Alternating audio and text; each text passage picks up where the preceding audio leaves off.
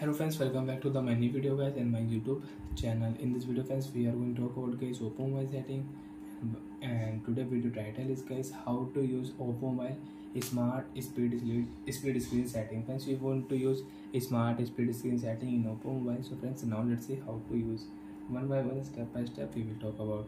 So before starting video friends, first of all go and subscribe the channel, click the bell icon. Friends, you want to use two screen at one time. So friends, now let's see how to use. Open your device, tool setting,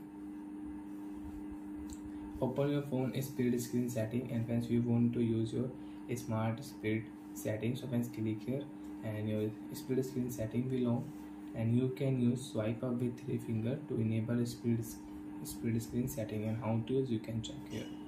So friends, you want to use smart speed screen setting, open your YouTube app. After on YouTube app, use your 3 finger, and now friends you can add one more screen. Example friends, I will on Instagram app. So friends, with you on Instagram app we cannot use speed screen setting.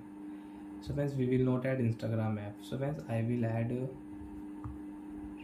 Play Store app, and you want to add Google app, so you can add Google app. So friends, Google app screen and YouTube app screen you can use at one time.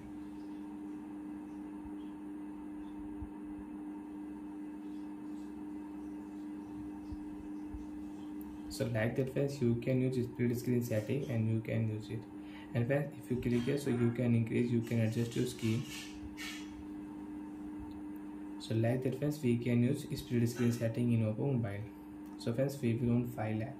After on file app friends, slide down here with 3 finger, you can use split screen. We will on phone setting app, and you don't want to use split screen setting. So friends, scroll down here, open your phone, tool setting, open your phone split screen setting, and turn off your split screen setting. After turn off, you cannot use split screen setting with finger.